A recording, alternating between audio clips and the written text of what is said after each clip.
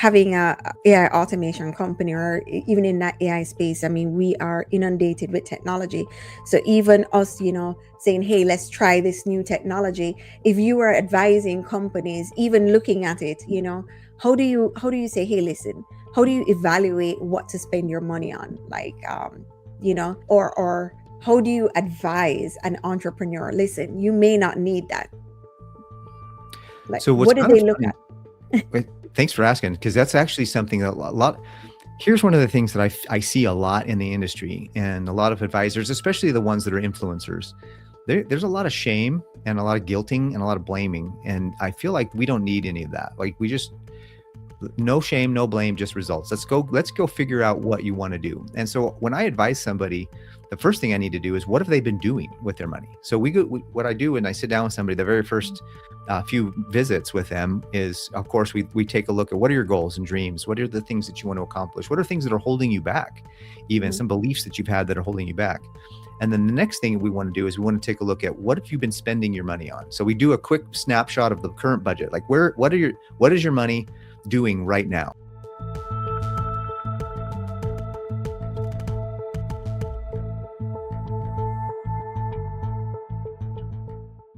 Hello, everyone, and thank you for joining us on another episode of Entrepreneurial Truth.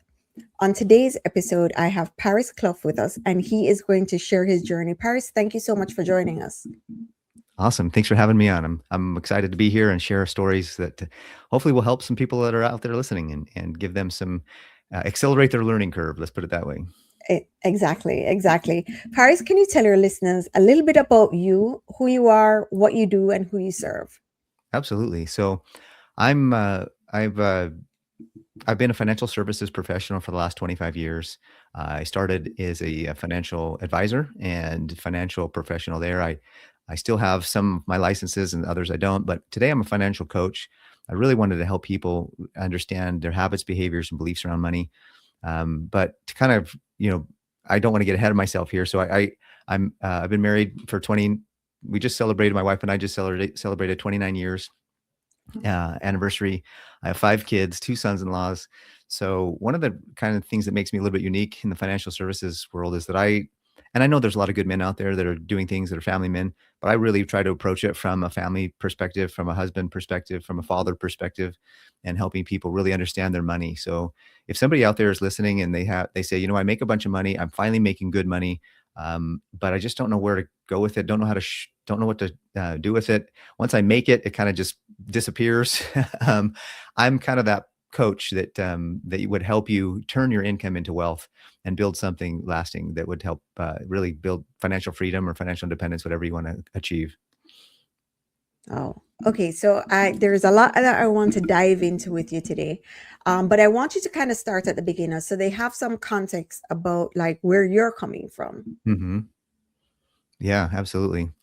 So I started in the financial services industry in 2001. So that's where I'm at 25 years now. So it was kind of funny because I worked for a company then, and I've always had an entrepreneurial spirit in me. So I worked for a company for a few years to kind of get some health insurance and just get up and running until I found something that I really wanted to pursue as an entrepreneur. And it was funny because I had just qualified for the company 401k, and I barely knew how to spell 401k. Like, all I knew about money back then was that it was green and I wanted more of it. Right. So I just didn't know much. So I started reading a bunch of books about what to do to invest, how to invest properly. I didn't want to make a mistake because I felt like retirement was one of those big life decisions, kind of like, who are you going to marry? How many kids are you going to have? What house are you going to buy? It's like, it wasn't something I just wanted to casually kind of brush by. So I asked a bunch of coworkers and I got the crazy answers, flip coins, throw darts, put it all in the company stock, those things.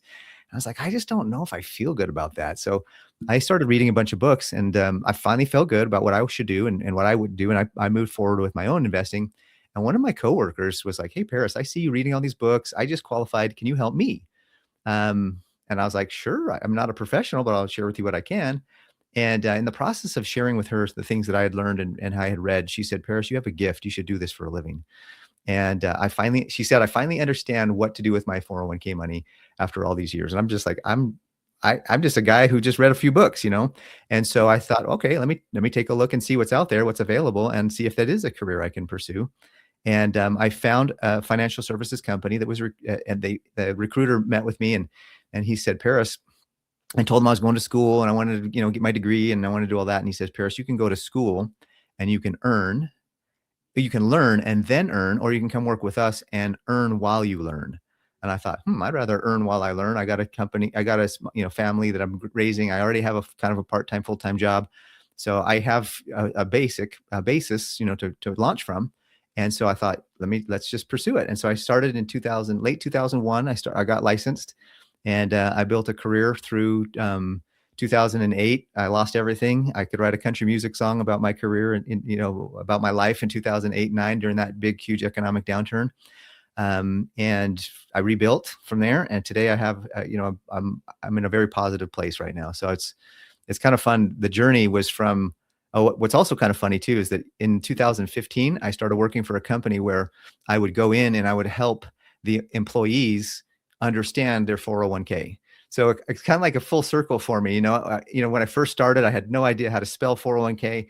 And now, 10 years later, 15 years later, I was actually I was working for a firm where I would educate employees on how to actually manage their 401k more effectively and properly. And so it was kind of fun. And so that's kind of a little bit of the story. And about 5, 6 years ago, I started a YouTube channel and I started really getting into education and coaching because I really felt like there was a lack of financial literacy in the world today. And that's kind of one of the things that I'm really focused on now, is helping people not just understand what to do with their money, but also holding, as a coach, part of the goal and role is to help them stay accountable to the plans and the goals that they have, so that they don't get tempted and sidetracked. And, as life does to us all, this shiny object syndrome, so to speak. You have these goals financially and you're like, oh, this cool ad came up, I better buy it. And before you know it, you're like, you have all this stuff and your money's gone and you're like, what did I do? And so Mm-hmm. that's kind of the accountability is really important. And that's kind of one of the things that I think is the most important about having a financial coach or somebody like me that can help you. Yeah, I mean, there is, with with your everything coming to an end for you in 2008, how did you pick yourself back up and what tools did you use? Oh, that's a really good question, because I literally I was, a self-employed individual. I was 100% commission. It was all my own efforts. And I was really close to six figures, and really doing a good job and feeling like I had made it. I was successful. I had all this income coming, right? And I was like, yes, I'm going to be rich and this is excellent. And then all of a sudden, real life happened and everything came crushing down. In that era of my life, I also had a position with the mortgage company as a senior loan officer. So I was doing a little bit of strategic work with people financially, where we would do some, I'd help them, with their home loans, and then we would do some investment stuff. And I had several clients that were buying and flipping properties back then, because that was the big thing to do. And so they would buy and flip, and then they'd hold them. I worked with assets under management, and so they would put their cash with me, and then I'd hold it and grow it and work with it while they were waiting to flip the next property or whatever, and or buy the next property. And so when all of it kind of went the wrong direction, all of my clients that were real estate investors said, Paris, we need our money. We need to pay because it's not selling. None of the properties are selling. So we can't flip. We're buying them, but we can't flip them fast enough. So we need our money to be able to service them. And I was like, oh shoot. So I started, slowly but surely just giving my clients their money back, liquidating their accounts, giving their money back so they could use it. And that put my income dramatically lessened my income. And so there was a period of time, thankfully, that I had some savings. So I was able to kind of pull through for a few months, because I had an emergency fund and I had savings that let me go through a few months of that. And that's, the rule is 3 to 6 months of money in income to go get you through emergencies. Well, after my money was gone, I was like, oh shoot, this is not over and my money's gone. So I was I've always been responsible. I've always had like a 750, 800 credit score. I've always been very, I have a lot of self integrity and things of that nature. And so it was very hard for me to have phone calls from creditors, screaming and yelling at me, telling me all the things that they were going to do to me. And just day after day of that kind of just barrage, it really affected me and my mental health a lot. And I actually spent some time just really kind of figuring out what I was going to do with the rest of my life. I feel like I had hit a point where I was rock bottom. I had mouths to feed. I had my wife and my kids and my mortgage and my car payments, and there was no money. And my wife, thankfully, was able to go back to work. And I was looking to see. I'm a man of faith, so I spent a lot of time on my knees praying and asking God, like, what should I do? How should I move through this? And there was one period of time, or one experience that I had that really felt like I was being supported by him, by God. So I just had this feeling like if he's going to back me up, I can make it. So one of my resources is, because of that faith that I have, is that one of my resources was to get on my knees and really plead with God, that say, hey, help me, show me the path forward, help me get through this. And even with that comfort, knowing that he said, kind of that feeling like, hey, I've got you, don't worry, we'll get through this. There were still days where I would just spend hours in bed, not wanting to get out of it, spend, just, for lack of a better way of explaining it, just kind of spend some time in the fetal position, thumb in the mouth, just, oh, mommy, help save me. I mean, metaphorically as much as actually literally sometimes. So it was hard. And then knowing that I was going to be okay because I had that comfort from God, that kind of pulled me through. Another thing too that really helped me a lot is that I'd spent, as an entrepreneur, one of the biggest things that we can do as entrepreneurs is spend a lot of time with personal development and self-help, and spending a lot of time in understanding human behavior and understanding but positive affirmations. A lot of that stuff seems woo woo and kind of goofy, but it really helped. And Mhm. so I just remembered a lot of those trainings that gone to, a lot of those motivational speakers that I'd gone to see, and a lot of those lessons came flooding back into my mind about, how to pick yourself up, back up, and how to really move forward. And if you're not down, and if you're alive, you still have possibility. If Mhm. if you have support of your family, you can still move forward. And so I just kind of relied a lot on the training that I had gone through as an entrepreneur in those early years to really lift me up. And then thankfully I had a dear friend call me up and say, hey, Paris, I've got an opportunity for you to kind of diversify your business into another area of finance. And that really helped a lot, because that started to help me become successful again, and I started making sales and feeling good about myself, and just kind of getting myself, my character, my integrity, my self-image, my identity rebuilt. And that kind of helped me pull out of it. And then slowly but surely, I was able to pay off all my obligations. And it took a few years, but I slowly paid those all off. And because of the lessons that I learned during that period of time, I felt like I was a much better financial professional to be able to give advice and give clarity to folks, because I'd gone through that. I mean, there was a period of time I literally, for a couple of years, I was on food stamps and cash aid and all those other things. I had Medi-Cal because I lived in California, which is Medicaid everywhere else. And so I just had it was a rough go. I wouldn't wish it on anybody in the world, frankly. But at the same time, it's one of those life lessons that I think that I could not have learned any other way. Yeah. And I think that if you are able to see that side, it's better to be able to give advice. Because I think that giving advice from a place of not knowing and Hmm. only reading it is totally different than being in a place where you actually can feel it. Where I'm from, they say, he who feels it knows it, right? Oh, that's So great. yeah, I feel like your level of expertise in advising someone, hey, listen, here are things that can help, is really coming from a different place. Absolutely. And there's a lot of fun books that you can read, and financial gurus that share their story.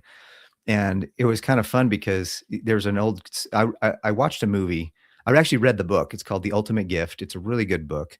They made it into a movie, and it's about a billionaire who dies and leaves a bunch of money to his family. And most of them are greedy, and they're just there to get all the money they can from him. And so he actually has a plan. He set up this plan through his trust to kind of weed out he gave, the greedy ones some stuff, but there was one grandson that he had that he felt like he could really teach and build character and integrity and really give him a good lesson. So he kind of created this path where every month he got a task, and if he completed all the tasks, he could move on to the next month. So it's kind of a great book. But in that book and in the movie, it's one of the things that says you've never really lived until you've lost everything. And I was like, okay, I've really lived, you know? And so I don't want to do it again. All I need Mhm. is once. And so that was kind of that was one of the things that kind of pulled me through that, was remembering that book and remembering that movie, was that you've never really lived until you've lost everything. And I feel like if all of these gurus have built huge empires and then lost everything and then were able to rebuild, why not me? Why Mhm. can't I rebuild too? One of the things that I hope is that my biggest hope is that people will come to me and I'll be able to coach them through stuff, and they'll get to know me, and they'll say, if Paris could do it, I can surely do it. And that Mhm. would be a real win for me, because I'm just like everybody else. I'm a dad, I'm a father, I'm a husband, I'm just doing my best to do what we all can do in the world to make my way. And if I can guide somebody and direct somebody, because I've done a few things a little bit better, or a little more, I have a little expertise in some area that can help serve somebody else. That's what I'd love to do. Oh, awesome. So if I can dive into that. So if someone is, rebuilding or trying to figure things out, what is some advice that you would give them in terms of just setting a setting a money, I guess, setting money aside, but not just setting it aside or having 6 months worth, but literally just a safety net? What is some advice that you'd give them as an entrepreneur to really create a safety net for themselves? Yeah, that's a really good question, Kesi. Thanks so much for asking it. I think one of the things that as entrepreneurs, we kind of have this optimism. We're risk takers. We think we can, we're going to go and, figure things out. We're going to find solutions to problems that nobody's ever found, or we're going to improve upon a solution that somebody else found. And we're going to just go out and conquer the world. And that attitude, I think, is critical, because, we want to be pioneers and plow the way, and have new roads, and find new ways to do things. And so the entrepreneurial spirit is that. And at the same time, though, we need to remember where we came from. We need to remember that you could be, for lack of a better analogy, you could be hacking your way through the jungle of entrepreneurship and not be paying attention to the ground, and then you slip and fall over a cliff Mhm. because you weren't paying attention. And so, it's good to be looking at the horizon. It's good to be looking at what you're going to do, but it's also important to make sure that your day to day life is also in order. You don't want to miss out on your family life because you have all these goals in business. You don't want to, you just kind of want to fake. You have to have that balance. And that's the hard part of being an entrepreneur, in my opinion, is maintaining that balance. Now, don't get me wrong. There are seasons of entrepreneurship where you're out of balance, Mhm. and there's seasons where you get back in balance, and maybe you're out of balance the other way. And so in the aggregate, you're back in balance. And so I think one of the things that's critical for an entrepreneur is to recognize, hey, wait a minute, I'm walking the high wire here. I'm really out there going for it. I need to have a safety net. I need to have something under me in case I fall that will get me, to where I need to go. And there's some people that love to just burn the bridge and go. And they're in my opinion, that was what I was doing at the beginning of my career. I was just going for it. And so when I lost everything, I realized, wait a minute, I need to have a backup plan, Mhm. because life will send things your way that you may not even expect. And so you can't plan for everything, but if you Right. plan for 80 or so percent of life's issues, you're going to be able to kind of pick up the difference. As an entrepreneur, we have that solution oriented, philosophy. So if life hits us, we can say, okay, I can figure this out. One of the things I did to pull myself back up was to begin to believe that I could. And that beliefs in ourself, that belief in myself kind of really helped kind of initially get me going. And then I thought, okay, what can I do? What lessons did I learn? I didn't have enough money in savings like I thought I did to last as long as an emergency could last. So I started to really consider building my savings more effectively. I realized that some of the things that I had purchased, were a little bit more than I mean, I had a fancy car. I had 2 fancy cars because I was making all this money. I was like, okay, this money's going to come in and it's going to keep coming in. That's one of the things I think that we get caught up in. We think that once money starts to come in really good, it stays that way, and it Mm-hmm. doesn't. Sometimes it goes up, sometimes it goes down, and you got to just be ready for that. And so I had all these fancy, things that I had purchased that were a big expense every month. And so one of the things I realized was I need to calm that down too. And I need to buy things that are frugal. I need to buy things for value, things that last, not things to be showy. I mean, I had at the time I bought a Lexus 2006. It was one of the fancy Lexuses, and so after I'd gone through the situation, I was like, I owned, I'm on food stamps. I had like a two-tone Chrysler. I can't even remember I can't even remember the style of car, but it was like one of the doors it was a white car, but one of the doors was gold colored because, Wow. it just, I realized, you know what, we don't need a lot of that stuff, until I have a strong foundation. So I thought, you know what, I'm going to build my foundation really strong. And then if I have extra money, I'm going to go buy fancy things because I want to, not because I Mm-hmm. want to show other people or look like I'm successful so that clients think I'm successful so that they'll want to do business with me. Today I own a Honda and a Toyota, and I I get clients, and I'm doing. I still want to grow and from here, but I'm doing so. I mean, the night and day difference from 15 years Way, ago. way before.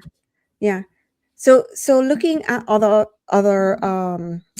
professionals, how are you advising them in terms of, hey, listen, just looking at where they're currently at, like what are some things that you think would be helpful to basically say, hey, listen, if you're at this level, this is what you need to set aside, like something Mhm. practical. Yeah, so that's the one of the. I like where you're starting, but I actually start a little bit before that in determining where they want to end up. Right. So I have what I call my financial game planning session. So it's my financial GPS. And so when I sit down with somebody for the first time, I'm going to ask them questions about where they want to go. What do you want to end up? Mm-hmm. What's the exit? The Stephen Covey says, begin with the end in mind. Mm-hmm. And I like that because if you know where you're headed, you know where you want to end up, you're going to make decisions today, or should be making decisions today, that will actually invariably land you in your goal. And Mm-hmm. so the first question for me is, what does the next 5 years, in 5 years, let's just fast forward 5 years. Let's fast forward 10 years. Let's fast forward to age 65. Whatever you want to like, when do you want to retire, and how much do you want to have? And what do you want to do with that? Or maybe it's a goal that's different than just having a lump sum of money. Maybe they say, well, I want to travel. I want to build a business and leave a legacy. I want to have a charity. Whatever those things. I had a client last year, and one of her big goals was that she wanted to have a charity for battered women and children and abused women and children. And so I said, okay, that's fantastic. So then let's back up to today. Let's figure out where you are financially right now. And let's look at your income.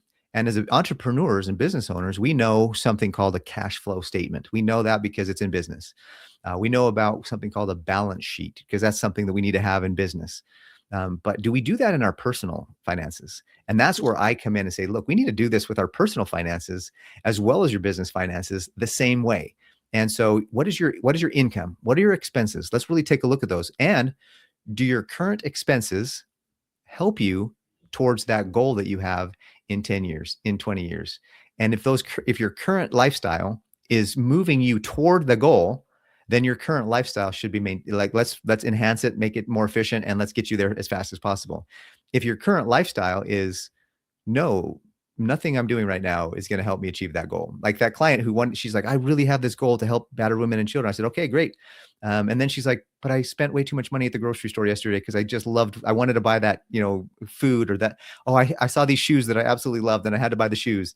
And I was like, okay, well, now you see that if you spend money, if you, once a dollar spent, it's gone. You can't get it back. So when you have a dollar, where do you want it to go? Do you want it to go towards your goals and dreams, or do you want it to go towards something that you need to, like a want that's kind of tempting you right now?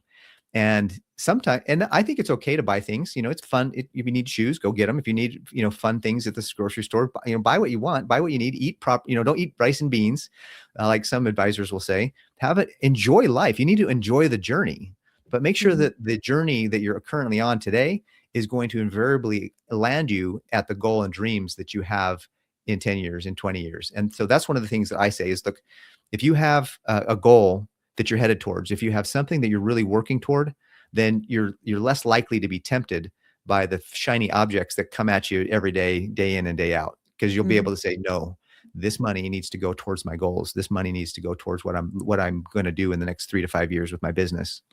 I Mhm. hope that makes sense. No, it does. It makes a lot of sense because I mean, having a AI automation company or even in that AI space, I mean, we are inundated with technology. So even us, saying, "Hey, let's try this new technology." If you are advising companies, even looking at it, how do you say, "Hey, listen"? How do you evaluate what to spend your money on? Like, you know, or how do you advise an entrepreneur? Listen, you may not need that.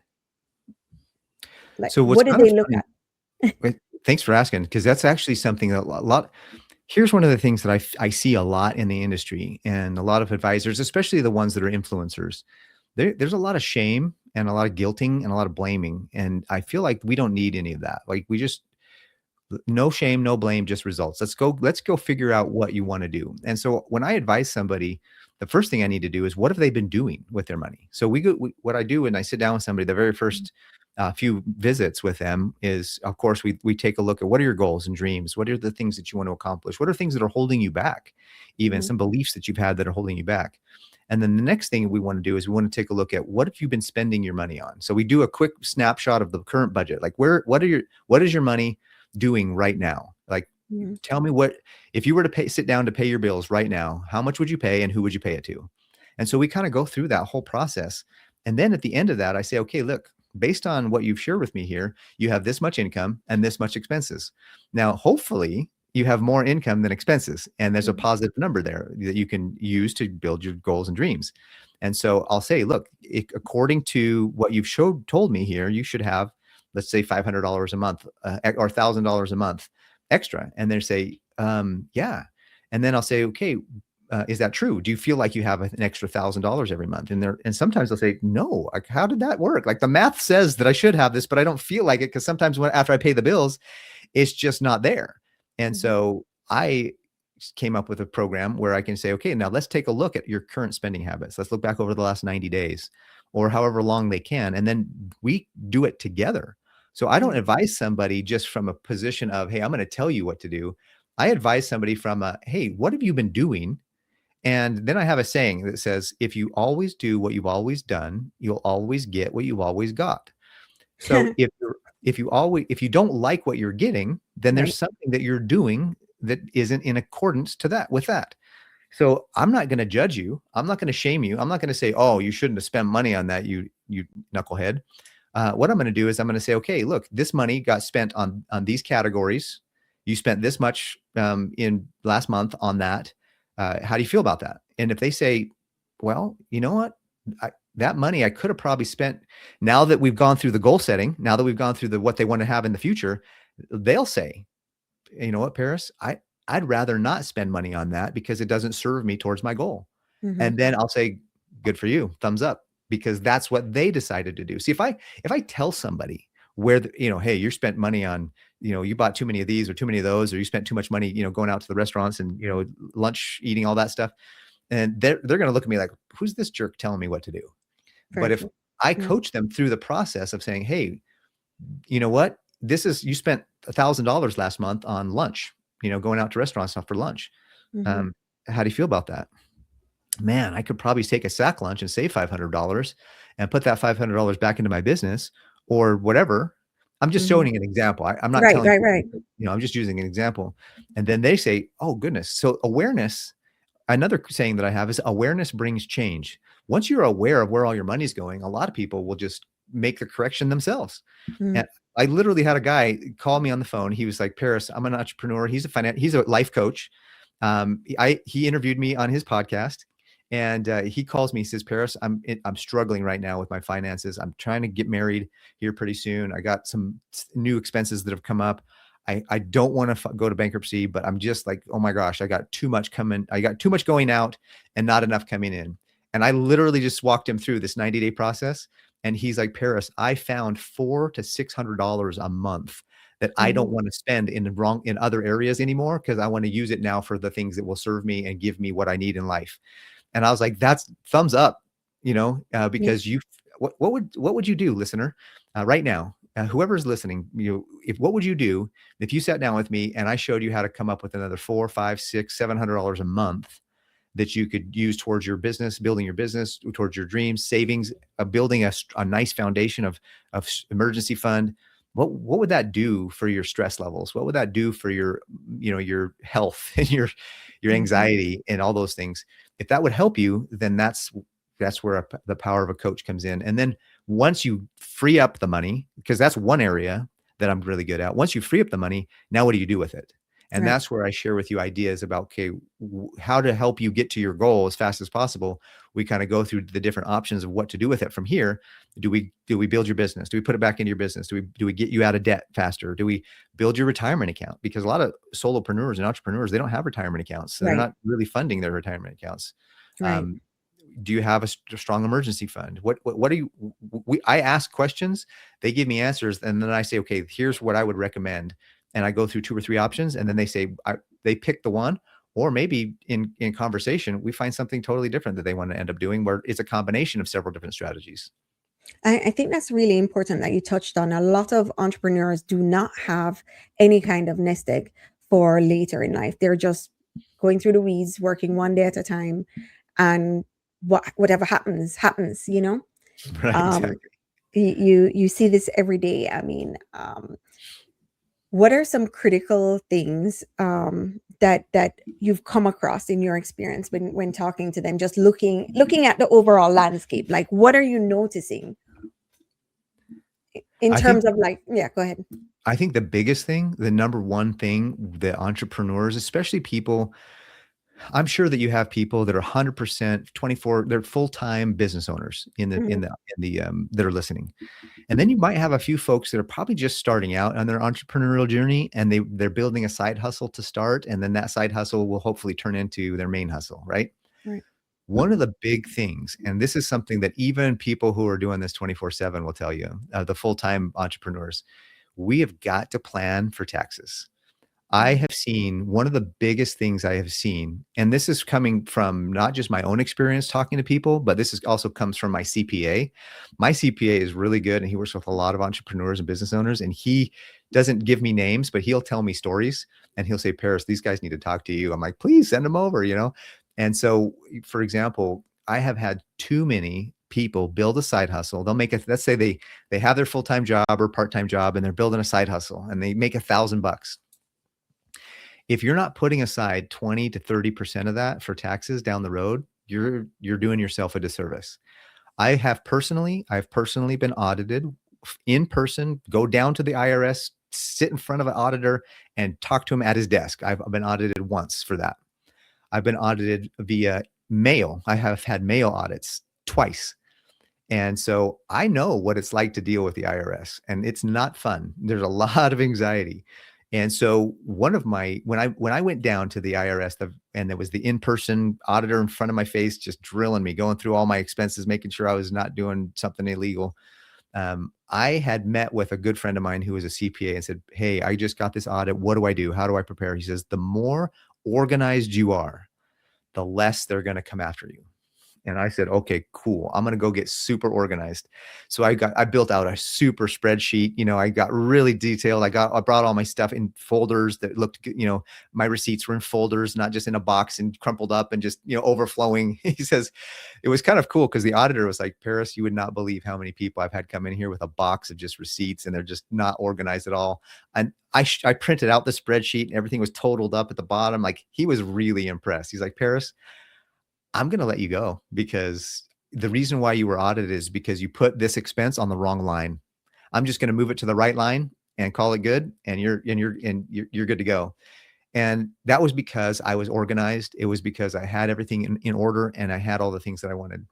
Years ago, I made a large sum of money for the year, and I had not saved enough, and I had a huge tax bill, and I was so overwhelmed, and I had just stress and anxiety. Just, it was $20,000+ tax bill, and I had to put it on a payment plan. And again, being a man of faith, I just prayed, said, God, please, I do not want to, I don't want to owe anybody anything, Mhm. and the grateful thing that I can say is that as an entrepreneur, we can make money more than somebody in a 9 to 5 or in a job, because they're stuck, they're capped at what their salary is, or maybe what overtime might give them. But as an entrepreneur, we can go make a couple more sales and make a little bit more money. And I ended up making enough sales to pay that off within a couple of months. And I was just like, this is awesome. And so never again in my life will I ever not save sufficiently. And actually, I'm supposed to hear back from my CPA this week, because we filed an extension because I didn't get him all the information in time. But I'm supposed to hear back from him this week to see if I owe. I don't think I do. I hope I don't, but we'll see. Because I saved a bunch and a little extra, and hopefully that was sufficient. And I have some little extra. Last couple of years, he's like, "Hey, Paris, we have enough to roll over into the new year and give you some payments towards your quarterlies this year, to the new year." And I'm like, woohoo, thank goodness, Mhm. So I would say the number one thing is planning for taxes. The other thing is, after planning for taxes, is having set aside money for yourself. I think way too many entrepreneurs have. My next door neighbor recently, he's moved since, but a couple years ago, my next door neighbor, he's like, Paris, he's a mobile mechanic, excellent at what he does. And he's like, Paris, I have no planning. I have no retirement fund. I have no Mhm. any of this stuff. What do I do? And so I helped him, walked him through what options were. And we chose a plan that he could pick. And he's saving now for his retirement and his future. And the peace that came over him, knowing that he has something in place, even if it's just a little bit, something that he could grow into as he makes more money, he's going to put more money. I mean, it's just so fun to see that, when people go from I have no idea what I'm doing to, oh my gosh, I have a plan and it's going to work if I do it. And that's Mhm. just so rewarding. So I think the first thing is plan for taxes, and then plan for your future. A lot of people will put money into their business because they think that their business is their exit strategy. And that's Right. excellent. I totally believe in that as a business owner myself, and as an entrepreneur myself, as an exit strategy, just to, build a business and sell it. But one of the things we're learning now and we're seeing now in the industry is that businesses are not as easy to sell as they maybe once were. And so just make sure that you also have a backup plan. And that's Mhm. my whole message is, have a main plan and have a backup plan. Mhm. And those are the main things that I would say are the big things I would say to entrepreneurs, is have a backup plan as well. Yeah, and you're right. A lot of people plan to sell the business to be able to say, okay, well, that's my exit strategy, but they don't plan the business the right way in order to be able to sell it. And that's another thing, right? So if it's not structured right, it's not sellable. Hmm. Oh Yeah. yeah, because they're the expert in their business. You Right. might be you're the solopreneur. You're the one. It's based on pure personality, perhaps, or your skill level. And if you don't have somebody to take over with the same skill level, your clients are going to say no, and then the new business owner is going to say, we just bought something that's not sustainable, because Hmm. we bought the person's skills, not the business that was kind of running on its own. And so that's something to remember too, is that as you're building your business, build a business. Don't build a job. Oh, I love that you said that, because so many of us build a job. It's So true. many You're people build absolutely a right. job. We build Hmm. a job, and then we wonder, like, why I got into entrepreneurship to have my time freedom back. Hmm. Dan Martin has a great book. Dan Martell, sorry, Dan Martell has a great book called "Buy Back Your Time," I think. Yeah, it is. Excellent book. So if you're listening to this, I'd get Dan Martell's book. I'm pretty sure it's "Buy Back Your Time." I'm pretty If sure. if I'm not mistaken, it is buy back your time. Yeah, Yeah, I'm excellent, gonna double check that in 2 seconds. But yeah, I do believe it is. excellent book. I would highly recommend it. So for you, since you're the financial guru, right? For you, what does your 5-year plan look like? So my goal in 5 years is to build a passive income. I have a passive income right now. One of the neat things that's kind of a hidden industry in the insurance world is, I got rid of my licenses for financial advising, but I kept my insurance licenses. And that's where my main kind of business. And now I'm also building my coaching business to kind of build a passive income. I think that passive income is the key. Having money work for you, or having a business that works for you, so that you can buy back your time. So my goal, I have a business where I have a lot of time freedom. Unfortunately, my wife has a business where it's transactional and she has to be there to make the money. So my goal in the next 5 years is to establish something that I can get for her to be able to come back, be work optional, and build a passive income for her. So I'm building up my current passive income to be bigger, and I'm also building up another thing with my coaching business to be also passive income, hopefully. And then I want to start investing into other things, to like real estate, and maybe even buy a business, that's one of these entrepreneurs that is, they're 65, they're ready to retire, they have a working business, they've built it properly, it's a business, and I can just come in and buy it. So I'm looking for something like that to buy and have passive income. I feel like a lot of people, one of the big things that I see, Kesi, in the world is a lot of people want to go straight to, let me use an analogy. When you build a house, when you want to build a mansion, you have to have a strong foundation.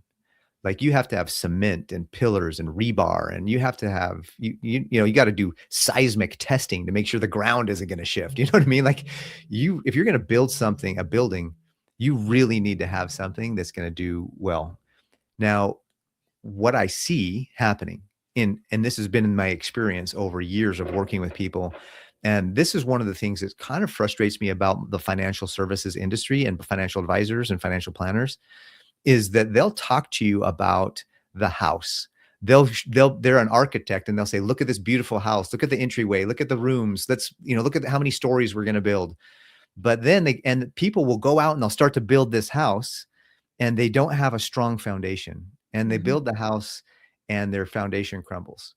And here's an example from real life. I have a gentleman in 2008, before the debacle, before the whole economic downturn in 2008, I had a gentleman who was a real estate investor. He was buying and flipping properties, and he was buying and flipping properties in other states, and he was all over the country just making tons of money. And I said, hey, I sat down with him. I said, one of the things that I would recommend is that you have some liquid funds. You need to have some liquidity.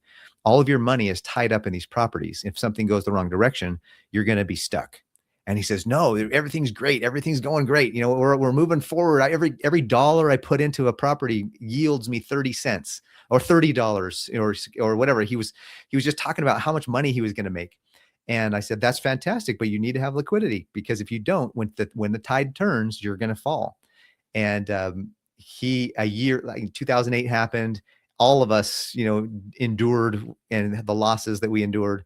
And I met him, after that, and he says, Paris, I almost didn't make it through that process. I was able to sell a property quick enough. I had to pull money out of another business I was doing to be able to fund this business. He said, I almost didn't make it because I wasn't as liquid as you told me I should be, and I Right. should have been.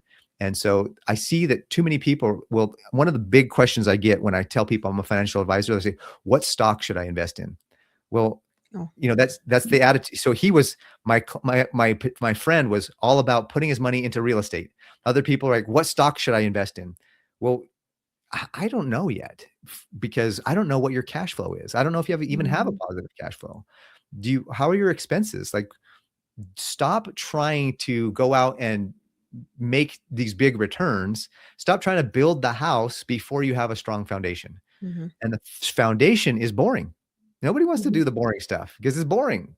Mm-hmm. Nobody wants to track their expenses. Nobody wants to make sure their income is more than those expenses. Nobody wants to be frugal, which, by the way, isn't meaning a cheapskate. Frugal is meaning that you use your money to get things of value, and that those things are headed to help you move you towards your goal. And so that, to me, is one of the big concerns that I see. A lot of people, they want to go straight to the investing.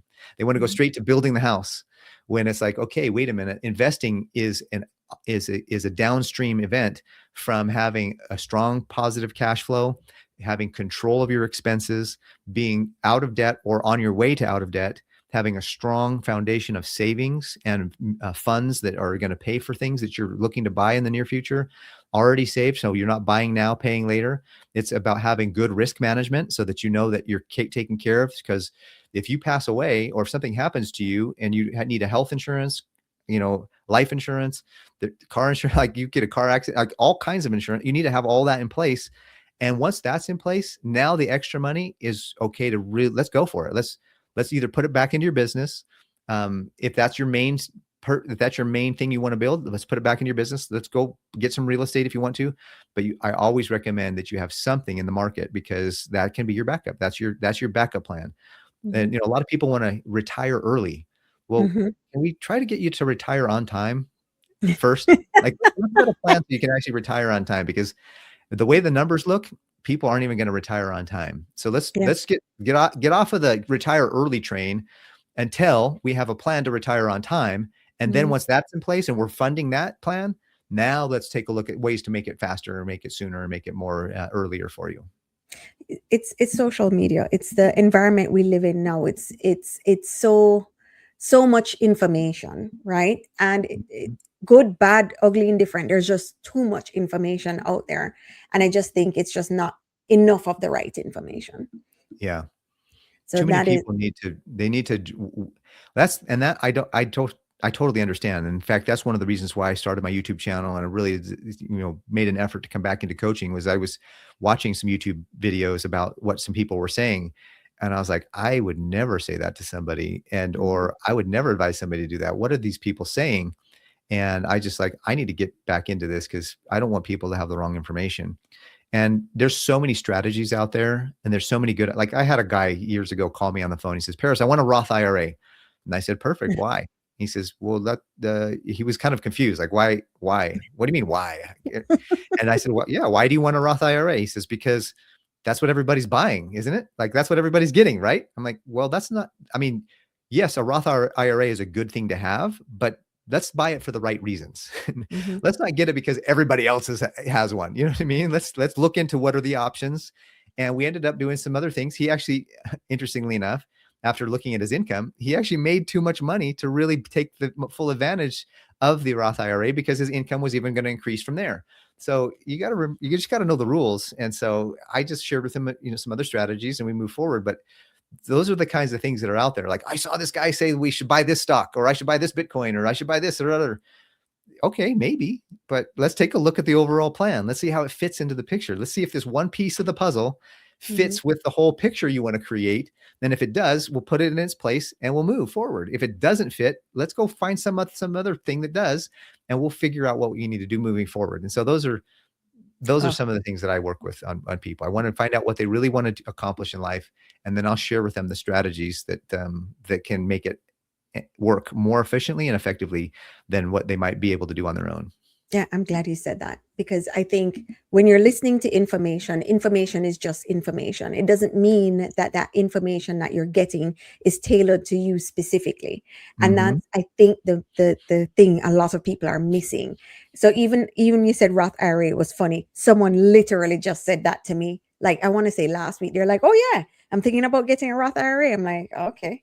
Like, Mm, literally, because that's that's what funny. they heard from someone on some channel. And so Mhm. it's so funny you said that, but it's the truth, right? It's just general information. They think it applies to them. They go out and do the thing and then realize, wait, that's not really the vehicle I should have been in. Mhm. So I agree.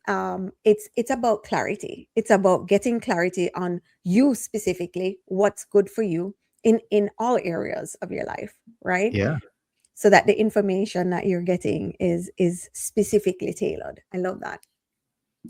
I mean, I've as a financial coach, and it's hard to find a good coach. I think I don't do, for example, if somebody came to me and says, "Paris, I want to buy a stock from you. Help me buy it." I don't do that anymore. But if somebody says, "I want to buy a stock, can you help me find somebody?" You can, I got Robinhood or M1 Finance or Charles Schwab, whatever they have, their brokerage. I'll tell them, I'll go through the steps to evaluate the stock and see if it really is something they should get. But I don't do the selling of stocks anymore. If somebody comes to me and says, Paris, I want a Roth IRA, I'll say, okay, let's figure out if you really do. And if they do, then I have financial advisors in my back pocket that I can send people to. But I think that one of the things that makes a coach different is that I can give you the education. So as a when I was a financial advisor, I'd have people come to me that weren't really ready to come to Mhm. me. And so I would say, okay, let me just help you. I'll help you free up enough cash flow so that you can buy my mutual fund that I'm going to sell you. And so that's financial advisors really are salespeople. And don't get me wrong, you're going to come across some ones that have great integrity. So please move forward with financial advisors. But one thing that helps me as a coach is that I can give you the questions to ask. I can give you the education so that when you walk in to meet with that financial advisor, you're ready to go. Like, you know some things and you already have some good questions to ask. And so that financial advisor can really dial in and get to the bottom of what investment advice he should give.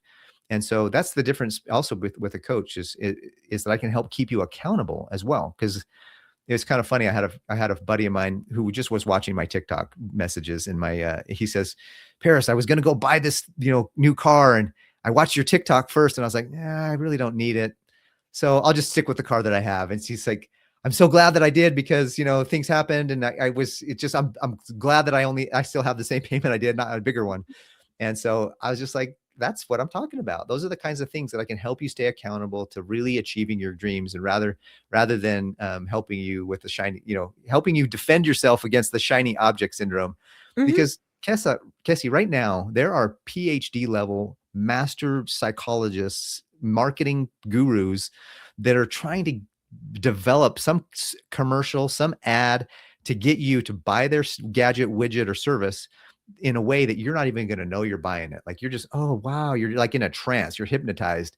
And Mm-hmm. that's what they do. They put the right, I mean, even you walk into the grocery store, I don't know if you Mm-hmm. know this, but they put certain things on a certain shelves because it's eye level, and they make that their big thing. And then they organize things right when you walk in the store. It's all laid out. It's all psychology. Mm-hmm. Well, my question is, what do you have to defend yourself against that? And a Mm-hmm. coach is somebody who can say, look, that's great that the store has all these things, and we want to continue to have capitalism. I believe in it, and I believe in our economy needs to be moving forward. So we need to be purchasing things, but let's buy the things that bring us value, not buy the things because the marketing guru was so good at what he did or she did that they've convinced us hypnotically to just buy the thing. And we're like, why did I? Then now we have a garage full of stuff, or we have a house full of stuff, and we wonder I'm making all this good money. Where's all my money going? It's going Mm-hmm. to the stuff. You just Yeah. stop buying the stuff. Listen, it's true. All right. So we have in our AI automation business, we have people come to us and they're like, "Hey, listen, I need this." No, you don't. Your business isn't even that. It's not even there yet to need all the tools that you think that you need, right? Mm, And I see it all the time. Like, people want more than they really need because they do not understand, one, their business. They don't understand what it is exactly they need. They don't understand where they need to go with their business. They don't understand what the drivers are to move it forward. So they want what they hear someone else is implementing in their business, not understanding the other person's business either, right? mm-hmm. So, it's getting through. It's really, really about clarity about where you are and what you need. And I like Exactly. that you said that, you really don't So need true. it, because there really is there are a lot of people pushing products. There Yeah. are. Yeah. I really appreciate this conversation. If you had to leave our audience with some advice, what would that advice be? I know you've given a lot during our conversation, but what's some practical tips you'd leave our audience with today? Well, Kesi, I have a free gift for your audience, if that's okay. Oh, Can I offer that? yes, absolutely. Okay, excellent. So when I first started in business, in my financial advising business, one of the first things that I would get as an objection to helping people was, I just don't have any money to invest. I Right. don't have enough money. And so, that was the first thing that I decided that I was going to kind of key in on, helping people understand their income and their expenses, and having a positive cash flow. If you don't have a positive cash flow, you won't have a positive net worth. If you don't have a positive net worth, you're never going to achieve financial independence or financial freedom. The first step is to have a positive cash flow, have more money coming in than what's going out. And initially, that needs to start with having less money going out until you can really grow your income. So live within your means and then grow your means. So learn to live within the income that you're making now and then grow that income. So I created an ebook, and if you go to parisclough.com/free gift and download the ebook, what that ebook will walk you through is my story of how I really realized my bank account had holes in. I use this analogy now. It's kind of a funny thing. My bank account had holes in it.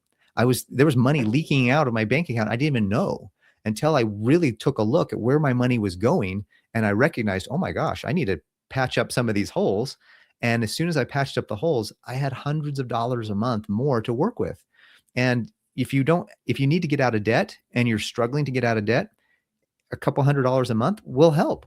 If you Mhm. want to save money and you need to save money, a couple $100 more a month will help you save money. If you want to start building your retirement account and funding your whatever it is that your IRAs, your Roth IRAs, your 401k, solo 401ks, whatever. If you want to start funding your retirement, how do you fund it? You fund it with positive cash flow. And so positive cash flow is the beginning of all of this. If you want to have a success financially, you have to have more money coming in than what's going out. And that the ebook walks you through some steps.